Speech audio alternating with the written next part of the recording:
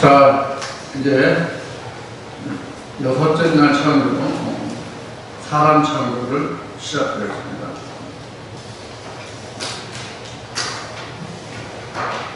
이제 6장이 이렇던 거의 하이라이트예요.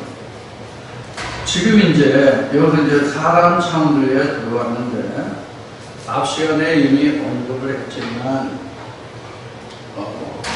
하나님이 사람을 창조하시는 것은 무엇을 미리 준비하셨다라고 말씀을 드렸죠.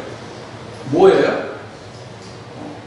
살아갈 수 있는 생활 근거를 다 마련하신 거예요. 그래서 그 바울 서신에 보면 자식이 부모를 위해서 먹거리를 준비하는 것입니다. 부모가 자식을 위해서 식물을 준비한다. 이렇게 하고 있죠. 그것도 우리가 왜 그렇게 했는지, 왜 창세기에서 세상 만물이 먼저 있고 그 맨 나중에 사람이 생기는지를 우리가 생각하시면 돼요. 우리가 이러한 것을 통해서 뒤에 보면 이제 생육, 번성, 충만, 중복, 다스림 이런 말씀이 나오는데 여기서 우리가 인간의 생육에 있어서 여자를 이해할 수 있는 부분이 하나 있어요. 뭐냐면 여자가 아이를 생산하고 양육하잖아요. 아이를 생산하고 양육하는데 여자가 가슴이 있잖아요. 여자가 가슴이 있는데 그 생육 번성에 그 뜻이 있단 말이에요. 여자가 가슴이 있는 것이. 가슴이 여자의 모양을 자기 여성의 어떤 각선을 위해서 가슴이 있는 게 아니에요. 자기를 위해서 가슴이 있는 것이 아니라 그 자식을 위해서 가슴이 있는 거예요. 그러니까 그 가슴에 대해서 자기 모양을 내려고 각선미를 생각하지 않았으면 좋겠어요. 이것을 이용해서, 이 가슴을 이용해서 내가 자식을 어떻게 키워낼 수 있는가. 이것이 이제 하나님께서 여기서는 하나님이라고 얘기하면 그렇긴 한데, 왜냐하면 생물학적으로 보면 우리 육신의 사람을 하나님이 지으셨다는 근거를 신학적으로도 자연과학적으로 밝혀진 바가 사실입니다. 하나님의 형상의 사람은 성경이 밝히 증거하고 있지만 생리학적으로 사람을 하나님이 지으셨다는 근거는 아직 찾아지지 않고 있어요. 그래서 지금 이제 여섯째 날 이제 사람 창조를 보자면 이것이 이제 세상의 학문으로 보면은 창조론과 진화론이다. 그러니까 세상 학문으로 보면 지향 창조론과 진화론인데 이 창조론에서 이것을 다시 나눠보더라도 이게 인간과 성경적 인간으로 나눠봐요. 그래서 세상적 인간에 대해서는 숙제예요. 세상적 인간은 숙제예요. 성령적 인간은 성경이 밝히고 있어요. 지금 성경에서 말하는 창세로는 지금 창세기에서 말하는 인간 창조는 성경적인 인간의 창조론이 즉 하나님이 사람의 창조를 말하는 거지 우리 육신을 창조하는 것을 말하는 게 아니에요. 이 우리 육신을 지은 인간을 이야기하려면 성경에서 찾아볼 수 있는 유일한 근거를 보면 잠언 8장인가 보면은 뭐가 나오냐면 잠언 8장에 보면은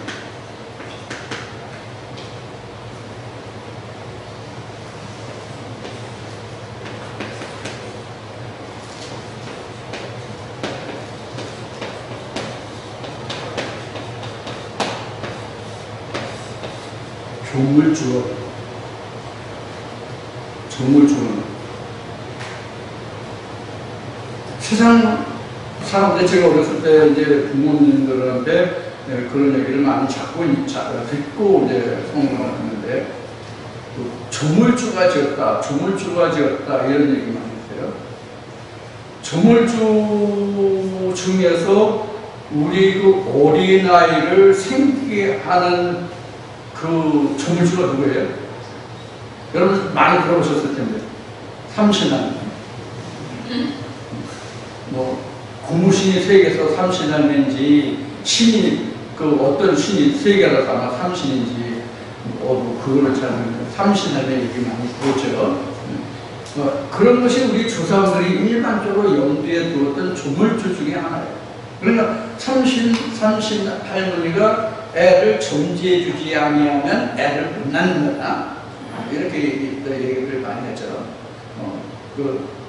나이가 지금 하시는 분들은 다 들어서 아는 이야기일 거예요. 조만들이라. 우리나라 공통적으로 하는 얘기입니다. 이런 것을 거예요. 그러면 우리가 성경적으로 하나님은 어떤 존재가 하나님이라는 것이 밝혀졌잖아요. 가장 이 하나님의 신에서 천지만물에 생긴 그 모든 것들에서 가장 두루뭉술하게 누가 지었느냐라고 했을 때 가장 두루뭉술한 답이 조물주야. 사실은 성경에서 조물주가 기록되긴 하지만 조물주가 딱 한 번 기록될 거예요. 내 기록은 한번 잠언에서 8장 읽어서니까 한번 기록되고 다른 때는 한 번도 없고요. 나머지는 다 여호와 하나님. 그래서 성경적인 인간은 지금 우리가 창세기를 공부하는 하나님이 선재해 있는, 즉 아이엔델 아이엔, 지금 이제 아이엔델 아이엔에 들어가기는 상당히 지금 빠른 시간이죠. 지금 창세기 1장을 다루고 있으니까. 그런데 우리가 이제 이미 성경의 지식이 그런 표면적인 지식이 있는 거니까 이미 그런 하나님이 계시기 때문에 천지 창조라는 것이 우리에게 주어졌다. 그래서 이런 것들을 살펴볼 때 하나님의 형상을 닮은 사람을 진짜라고 얘기하잖아요. 그러니까 하나님의 성경적인 사람을 하나님이 지으셨다는 것은 확실한 근거로 우리가 성경으로 증명할 수가 있는데, 우리 육식의 사람은 누가 지었는지 모른다. 이건 뭐야? 이건 물음표예요. 그래서 지으면 물음표를 그래서 지으면. 그러면 이제 진화론을 보자고요. 진화론은 우리가 그 가장 진화론에서 대표적인 진화론자가 누구예요? 다윈인가? 다윈 아니죠? 다윈이죠, 맞죠? 나는 이거 종이 근원이라는 이걸 잘 몰라서. 다윈이 진화설을 주장했답니다. 이 진화설도 굉장히 많아요. 미국의 이 진화론을 주장하는 그 학자들 중에는 뭐 어느 나라에 이르러서는 뭐 원숭이한테 우리 조상님이라고 그렇게 부른다, 아니면 침대지 앞에 가서 아유 우리 조상님 같이 부른다, 이런 말 아닌 말이랄까, 그런 말들을 하는 사람들이 많이 있어요. 그런데 진화론도 우리가 문제가 있는 게 뭐예요? 진화론이 문제가 있는 게 뭐예요? 만약에 지금 그 진화론자들이 말하는 것 같이 원숭이가 또는 침팬지예요. 어떤 이것이 인류의 조상이라고 한다면 여기에서 진화해가지고 인간이라는 것이 탄생했다면, 그럼 오늘날 원숭이 침팬지는 왜 있어요? 왜 진화 못해요? 오늘날도 인간으로 변화된 침팬지와 원숭이가 그 중에 있어야 될 거 아니야. 이게 진화론자들이 주장하는 게 뭐냐면 중간 화석에, 중간 지대예요. 이 중간 지대가 증명할 수 있는 게 없잖아.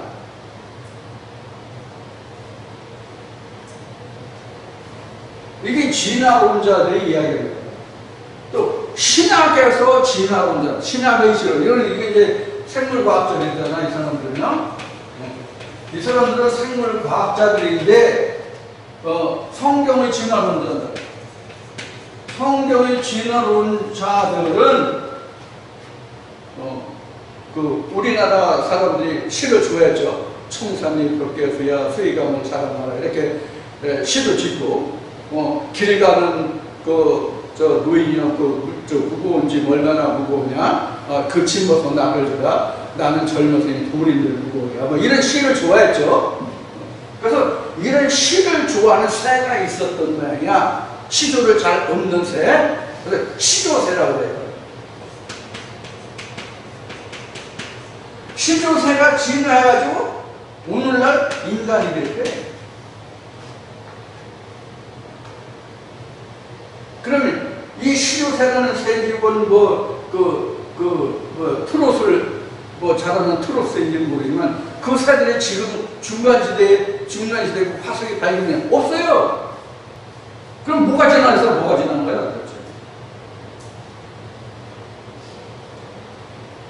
그래서 우리 외적인 이 육체, 이 사르스라고 하는, 히브리어로 사르스라고 하는 이 육체의 인간은 누가 지었는지 어떻게 발현했는지 아무도 몰라. 그래, 아직도 물음표야, 대수마표야. 아직도 모르냐고. 이게 마치 뭐가 같냐면, 갈레말레가 언제 살았나요? 갈레말레 아리소미아는 사람은 몇 세기 살아요? 16세기인가 17세기. 갈릴레오 말이에요. 갈릴레오가 차박해 갈릴레오가 오박해 갈릴레오인지 모르겠는데 지동설. 네? 지동설과 뭐예요? 그 다음에 학교 다닐 때 이런 걸 잘 이해해 줬으면 참 좋았을 텐데 이제 천놈들 지동설이 뭔지 이제도 이제 죽을 때 되니까 좀 알았어. 이것 때문에 죽을 뻔한 사람이 갈레말레잖아. 이거 재판 누가 했어요? 천동설, 지동설 때문에 이것을 틀리다 맞다 네가 말한 것이 헛소리다 개소리다고 그 재판한 사람이 재판은 주체가 어디예요? 재판은 주체가 어디예요? 오늘날로 얘기하면 그만큼이야. 종교 지도자들의 우두머리들이 우리 바리새인이라는 우리 성경에 나오는 바리새파의 원로들 있잖아요. 그때 대주교고 이렇게 믿던 사람들 뭐라고 그래? 대주교는 천주교에서 듣는 말이고 성경에서 나오는 대제사장이죠. 그 사람들이 심판했다고. 야, 지구가 어떻게 움직여? 지구가 어떻게 돌아?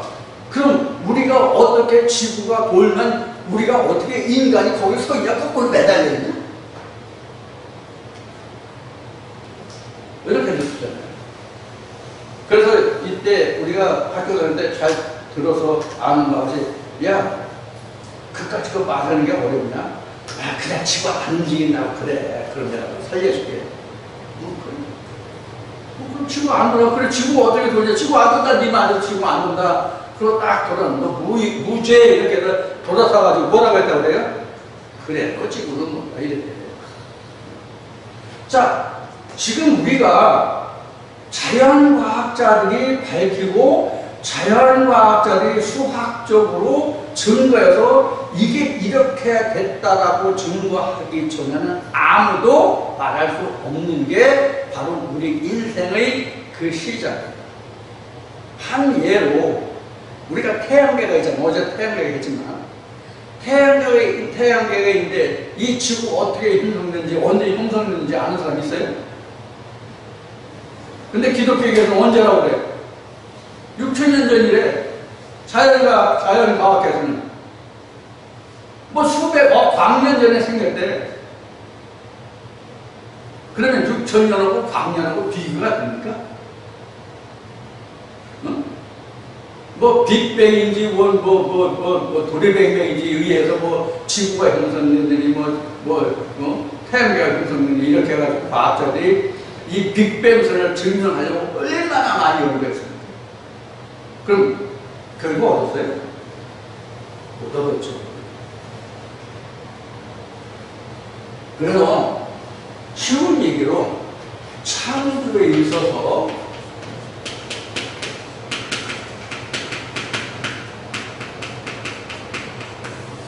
자연계는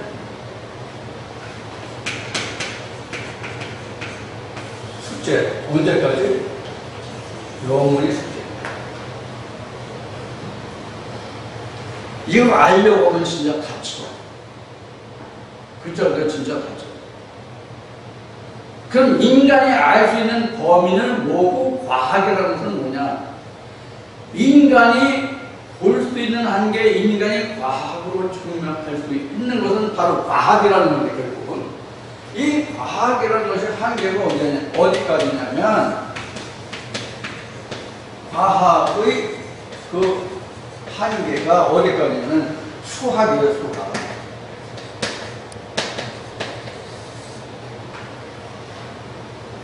과학의 증명은 수학이라고. 한 예를 들어서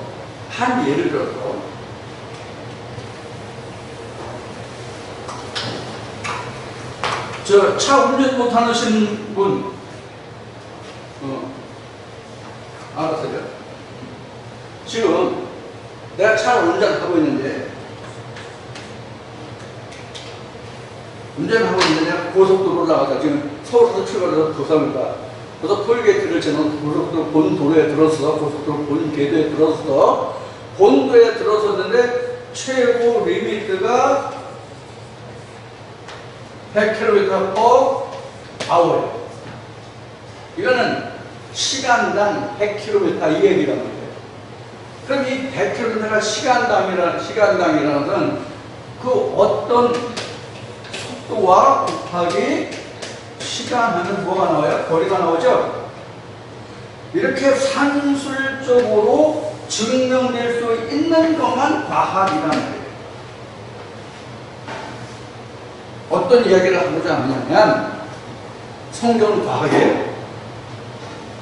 성경이 과학이냐고요. 무슨 어떤 의미로 질문을 드리는가 하면은 성경을 수치적으로 증거해야 성경이 증거되느냐 하는 얘기예요. 성경은 과학이 아니에요. 성경은 과학이 아닌데 왜 성경이 신학자들이 과학계를 왜 침범하느냐 그 얘기예요. 성경은 과학을 다루는 게 아니에요.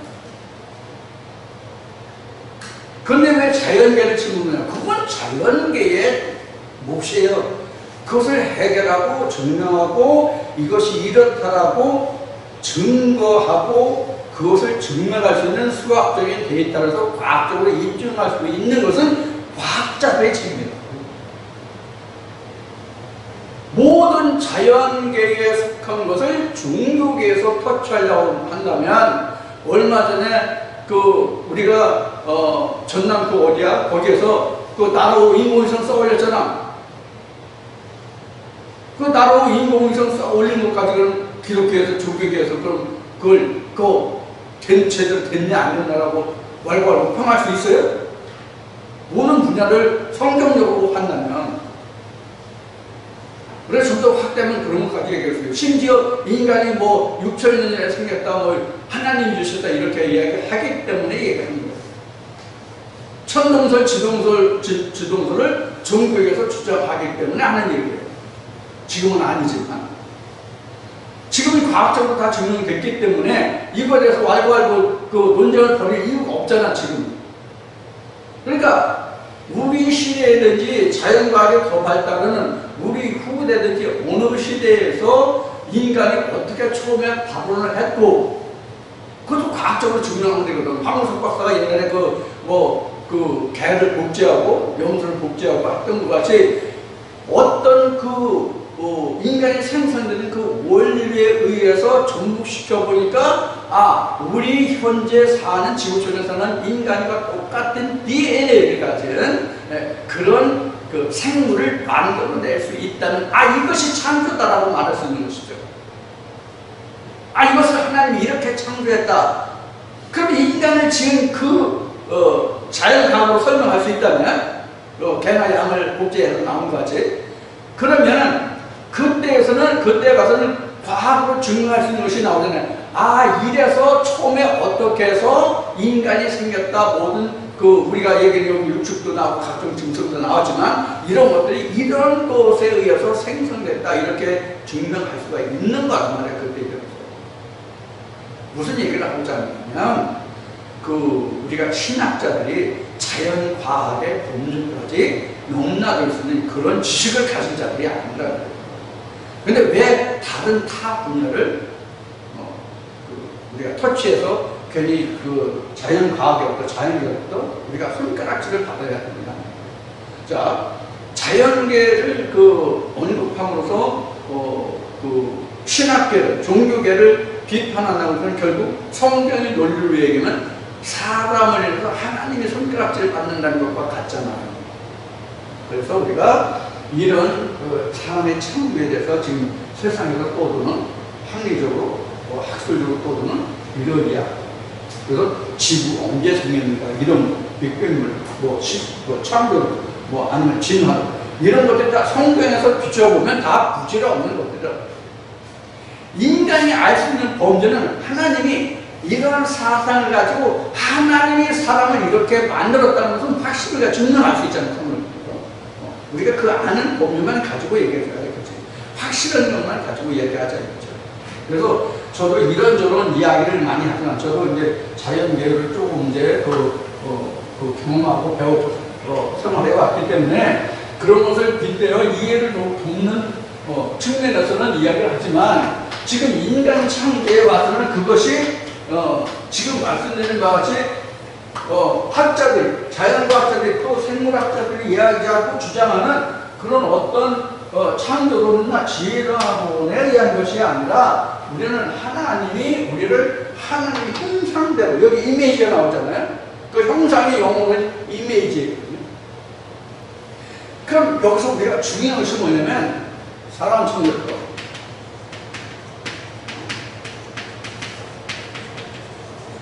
이걸 꼭 전제할게요. 성경적 인간 증거를 전제할게요. 왜냐하면 진화론도 있고 진화론 여러 가지 해석이 있기 때문에 참고로. 여기서 보면은 지어진 시작이 뭐냐면 하나님의 형상이거든요. 자, 여기서 우리가 질문이 나와요. 하나님의 형상이 질문이 나와요. 하나님의 형상에 어떤 질문이 나오냐면, 그러면 어떤 게 하나님의 형상이냐? 지금 하나님의 형상에 대해서 그동안 하나님의 형상이라고 설명드린 부분이 있어요. 형상이라는 단어가 지금 처음 나왔어요. 6째 날까지 공부하면서 하나님의 형상이라는 말이 처음 나왔어요. 그럼 어떤 게 하나님의 형상이냐 하는 거예요. 그것도 여기다 하나님의 형상이라는데, 지금 저는 하나님의 형상으로 표현했지만 여기는 성경 우리의 형상, 우리의 형상이에요. 우리의 형상이 왜 우리의 형상이냐면, 하나님의 형상, 곧 성경 교육은 우리의 형상. 그러면 우리의 형상이 뭐냐면, 여기서 여러분 생각하는 게 우리의 형상이 뭐가 될 것 같다는 짐작이 됩니까? 우리의 형상이 뭐예요? 이거 굉장히 복잡한 얘기거든요. 이 내용을 알면 굉장히 복잡해요. 우리 형상. 저는 제가 우리 형상을 이렇게 간단히 설명했어요. 성경 66권이 다 하나님이잖아요. 성경 66권이 다 하나님이라는 것을 여러분 쉽게 이해하시죠? 그 증거가 요한복음 1장 1절이에요. 하나님 그 말씀이니까 말씀 하나가 하나님이잖아요. 모든 성경의 장절이 다 하나님이에요. 그럼 이러한 모든 말씀들을 따라서 하나님의 형상이 지어진다고 그 정도로만 설명을 했어요. 그러면 오늘 여러분들에게는 그 범위를 좀 지나서 좀 광범위하게 좀 큰 폭으로 말씀을 드릴게요. 우리 형상. 그럼 우리 형상이 지금까지 어떻게 나타났어요? 앞 시간에 했어요. 사람 창조 앞까지 설명했어요.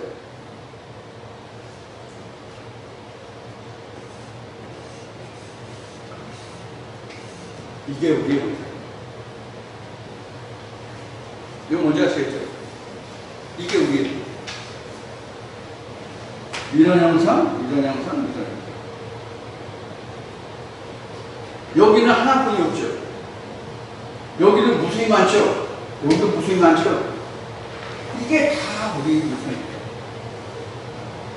이게 우리 형상이에요. 이게 왜 우리 형상이에요? 하나님이 보실 때 이게 왜 우리 형상이에요? 하나님이 이렇게 지으셨으니까. 하나님이 이렇게 지으셨으니까. 그러면 하나님이 우리 형상이라는 것은 이 모든 속성들이, 성질들이, 기질들이 다 사람에게 들어있다는 뜻이에요.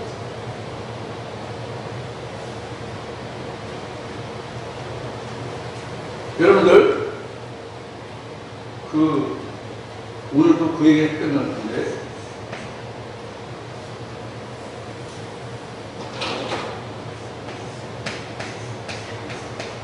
DNA를 얘기하죠.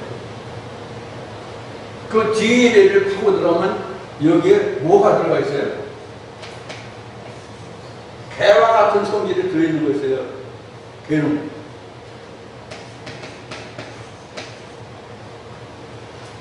개놈 이걸 이제 염기서열이라고 하죠. 이게 염기서열에 따라서 같은 DNA라도 염기서열이 어디서 어떻게 되느냐에 따라 사람 개성이 좀 틀리는데 한 부분, 지극히 단순한 한 부분이 틀리는데 전혀 다른 사람의 형상이 납니다.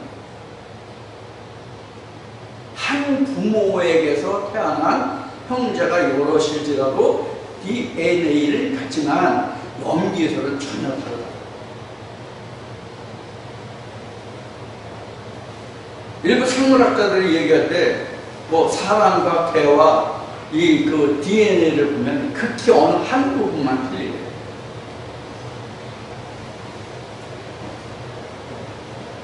그래서 개가 진화하면 개도 사람이 될 수 있는. 이제 이런 것을 우리가 이제 볼 수 있단 말이야. 그러면 우리는 DNA가 있으면 어떤 DNA가 있을까요? 이런 DNA가 있는 거예요. 이런 DNA가 있어야 되는데 이런 DNA로 가득 찬 거예요. 이게 인생이에요. 요걸 다시 불러서 DNA를 바꾸는 거야. 이게 참돼요. 이게 사람 현재가 됐는데 시작은 참. 근데 이게 이제 여러 사람 참인데 이것은 그릇이란 말이야. 담긴 것이 아니라 보화를 담을 그릇. 보화는 이거야. 보화는 이게 보화잖아. 하나님 본질이 이거잖아. 응? 이걸 담기 위해서 그릇을 만드는, 그 그릇이 창세기 1장의 사람이에요. 우리 형상. 이러한 모든 형상을 가진 사람들을 불러서 하나님의 사람으로 만드는, 그래서 창조라고 이야기하는 거예요. 창조라는 뜻이 뭐예요? 창조라는 뜻이 사전적으로 뭐냐는 거지. 어? 창조는 있는 것을 만드는 것이 창조예요. 없는 것을 만드는 게 창조란 말이에요. 그거 사전적인 의미입니다. 그래서 성경에서 보면 창조라는 단어는 바라를 썼어요. 이거는 영어로 얘기하면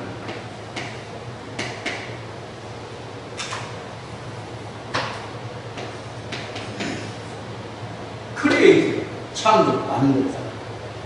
그 다음에 또 짓다라는 말이 있어요. 짓다라는 말을 창조라는 거 우리가 말하는 어떤 이렇게 아사라는 말이 있어요. 이거는 뜻은 영어로 얘기하면 뭐예요? 메이크예요. 이렇게 틀리다. 그래서 창조했다는 것은 창세기 1절 1절 창조했다는 것은 바라고 크리에이터. 그러면 이것을 창조하는 자를 크리에이터라고 말할 수 있는데 크리에이터가 누구예요? 크리에이터들이 하나님이 성령이라고 해요. 그래서 하나님을 창조자, 앞에 창조주도 안 돼, 창조는 한 번뿐이 안 나온 거죠. 창조주 이렇게. 주를 이제 창조자라고 이제 하는 거죠. 그래서 성경에서 바라와 아사의 두 단어가 많이 나오는데 창조에 속한 것이 바라고 지어진 것은 아사예요. 지어진 것은 이 바라에 의해서 생겨난 것들, 이것이 바라에 의해서 생겨난 것들이잖아요. 이것에 의해서 지어진 것이 지금 우리 사람, 그러니까 우리 형상입니다. 그러니까 우리 인간은 하나님의 본성을 가지고 태어났는데 여러 가지 DNA를 가지고 태어났다는 거예요. 그러니까 나, 너 할 것이 다 달라. 한 부모의 그 자식으로 태어나고 아들도 태어나고 딸도 태어나고 똑같은 아들이고 똑같은 딸이 돼도 기질이 성질이 생긴 데가 다 똑같은 게 아니야. 닮긴 닮았는데 다 틀려. 응? 나도 형제가 자그마치 그 7자매인데 7자매였는데 이제 둘은 세상 두고 이제 지금 7개 중에서 5개 남았어요. 7개 중에서 5개 남아서 우리 형이 있었는데 형이 이제 일찍 이제 막걸리를 좋아해가지고 오동치가 다르니까 이제 세상을 이제 그러는데 이렇게 이제 형제가 5, 6, 7일지라도 우리 시대는 보통 그랬으니까 적어도 4, 5는 그때는 이제 형제가 있을 때니까 우리 시대는 이렇게 한 부모의 아래에서 태어나서 다 기질들이 다르고 성별도 다르다는 거예요. 하나님 안에서도 바로 이렇다. 그런데 하나님 안에서는 아들도 없고 사실 딸도 없어. 하나님 본질로 들어가는. 하나님은 무조건 아들이야. 그래서 하나님이 정격이 있으니 아들 낳으면 삼천갑자 동방선이가 아니면 남의 아들 다 이렇게 딱 누려내가야 되는 거 모르겠는데 여튼 전에 이제 산길을 간다고 해가지고 아들 낳던 사람들이 많이 있어. 역사를 보면. 그런데 뭔지 모르겠지만 우리도 성경에서 보면 항상 아들은 있어도 딸은 하나님의 본질로는 딸은 없어. 하나님 아들. 그런데 다른 곳에서 더 많이 이야기하시겠어요. 뒤에 이제 2장에서 다시 또 나오니까. 자, 이렇게 하나님이 말씀하시기를 우리 형상대로 한다면 여기 나온 이러한 기질들이 다 있는 거예요. 그러니까 사람마다 다 기질이 다 틀린 거예요. 그래서 우리가 공산품은 한 기계에서 한 원료, 똑같은 원료를 배합해서 만들면 다 똑같은 기질을 가지고 만들어져요. 생산이 돼요. 그래서 공산품 같은 경우는 같은 공정을 통해서 만들어졌는데 똑같은 성질로 만들어지지 않는 똑같은 모양으로 만들어지지 않는 어떤 제품이 돼요? 불량 제품. 불량 제품. 그런데 사람은 한 공장에서 나온다 할지라도 똑같은 제품이 나오면 이건 불량 제품이에요. 맞죠? 이게 틀려요. 그래서 하나님 안에서는 똑같은 논과 연이 없는 거예요. 하나님 안에서는 다 달라. 이것이 바로 인간이 하나님에 의해서 지어졌다는 한 가지 단초는 될 수 있을지 모르는 증명할 수 있는 방법이 없어요. 증명할 수 있는 방법이 없어요. 자, 이와 같이 우리가 하나님이 사람을 짓는데 남자와 여자로 짓고 그 남자와 여자가 우리 형상대로 짓자고 했는데 그게 이제 이미지예요. 이미지라는 것이 뭐예요? 이미지라는 뜻이 뭐예요? 영어에서 이미지라는 뜻이 뭐예요?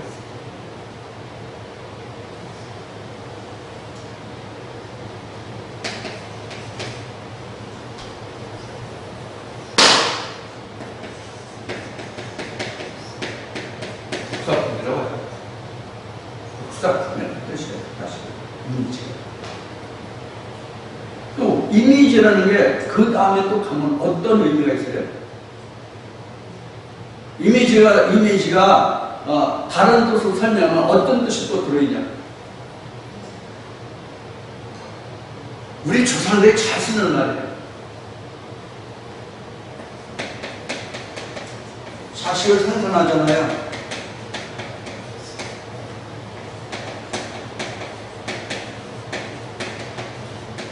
속은 낳지 못한다. 이 말이에요. 이미지가 이런 뜻이라고.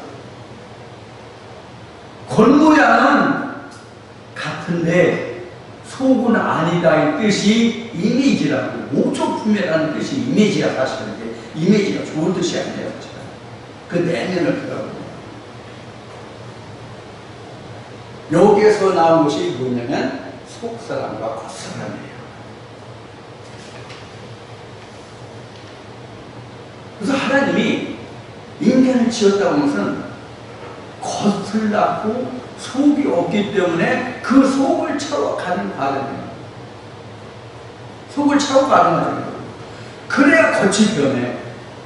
그래서 성경에서 변하여 새 사람 됐다고 얘기해요. 이게 뭘 얘기냐면 우리 인간이 모조품이라는 뜻이 무슨 뜻이냐면 복제품이라는 뜻인데 원래 복제품이라는 건 사실 영어로 말하면 크론이 가장 맞는 말이에요. 크론. 그래 똑같이 만드는 게 크론이잖아요. 그래서 어느 그 남자 가수 단체 이름이 크론이라고 지었던 그런 것을 이렇게 하셨던데, 근데 우리 크론이 아니라 이미지를 만들었잖아요. 이 이미지라는 말을 또 다르게 좀 더 확장해 가면 이게 우상이 될 수도 있어요. 겉만 갖고 속이 틀리면 속이 아닙니다. 일단 속은 차치하고 하나님이 먼저 뭘 만드냐면 겉사람을 만드시는 거예요. 이게 자칼과 네케바, 남자와 여자예요. 여기서부터 시작해서 이는 그릇을 만들어서 그 다음에 속사람을 채우는 남자 여자가 나오는데 그게 이시와 이시아가 되는 거예요. 그래서 자칼과 네케바가 하나님께 선택을 받아서 거기에 이시와 이시아가 들어가면 그때 진짜 속까지 채워지는 하나님의 형상을 진짜로 하나님이 되는 사람이 되는 거예요. 이게 창조의 끝이에요. 이렇게 우리가 하나님한테 지어지는 거예요. 자, 이것이 지금 창세기 1장에서 여섯째 날 하나님이 우리 모습, 우리 형상대로 사람을 짓자 하는데 이것은 그릇이에요. 로마서 9장 1절을 얘기했죠. 어제 얘기했나? 여기에 뭐를 그 다음에 할 것이냐면 하나님의 보화를 담아, 하나님 과정이 남아있다. 이 보화를 담는 과정이 창세기 2장 7절에서 생겨나고 창세기 3장에서 생명과가 나오고 이렇게 됩니다. 그래서 이런 그 생기와 생명과가 다 들어가야만 알내가 다 차서 겉모양만 지어진 하나님의 형상의 속까지 채워지는 진짜 하나님의 형상이 됩니다. 이렇게 말합니다. 자, 여기까지 하고 쉬었다가 나머지 조금 더 하고 오늘 마치겠습니다.